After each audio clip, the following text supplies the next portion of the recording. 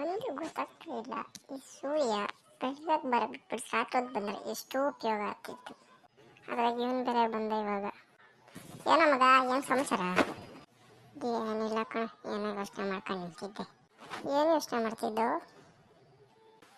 ಅದೇನಂದ್ರೆ, ಸೂರ್ಯ ಬೆಳಗ್ಗೆ ಬರಬಿಟ್ಬಿಟ್ಟು ರಾತ್ರಿ ಬಂದರೆ ಕರೆಂಟ್ ಬಿಲ್ ಉಳಿತಿತ್ತಲ್ಲ, ಅದೆಂಗೋ ಆಯ್ತು. ನೀನು ಹೇಳೋದೇ ಆಗ್ಲಪ್ಪ. ಬೆಳಿಗ್ಗೆ ಹೊತ್ತು ಕರೆಂಟ್ ಬಿಲ್ ಇಡ್ತಿತ್ತು, ಒಂದು ಹೊತ್ತಕ್ಕೆ ಏನಕ್ಕೆ ರಾತ್ರಿ ಹೊತ್ತು? ಇರ್ಲಿ ಬಿಡು, ಒಂದು ಹೊತ್ತಾದ್ರೂ ಕಣ್ಣು ಆಗ್ತೈತಲ್ಲ.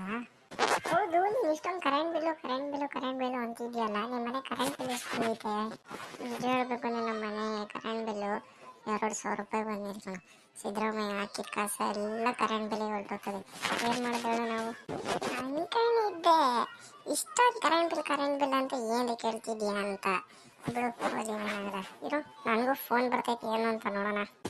ಹಲೋ, ಹೇಳಮ್ಮ. ಇಲ್ಲಿದ್ಯೋ, ಬೇಗ ಮನೆ ತಕ್ಕ ಬರು. ಕರೆಂಟ್ ಬಿಲ್ಲು 3,000 ರೂಪಾಯಿ ಬಂದೈತೆ, ಬೇಗ ಬಾ ಮನೆ ತಕ್ಕ.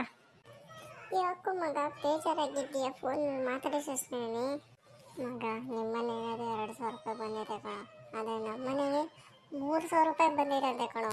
ಏನೂ ಮಾಡಿ, ನೀನು ಹೇಳಿದ್ದು ಕರೆಕ್ಟೇ. ಸೂರ್ಯ ಬೇಗ ಬರ ಬಿಟ್ಬಿಟ್ಟು ರಾತ್ರಿ ಬಂದಿದ್ರೆ ಒಂದು ಹೊತ್ತು ಕಡಿಮೆ ಆದರೂ ಆಗಿರೋದು. ಹ್ಞೂ ಮಗ, ಇನ್ನು ಸಿದ್ದರಾಮಯ್ಯ ಹೇಳ್ಬಿಟ್ಟು 2,000 ಅಲ್ಲ 3,000 ರೂಪಾಯಿ ಹಾಕ್ಸಿ ಕೇಳಬೇಕು, ಕರೆಂಟ್ ಬಿಲ್ಗೆ ಹೋಗ್ತದೆ.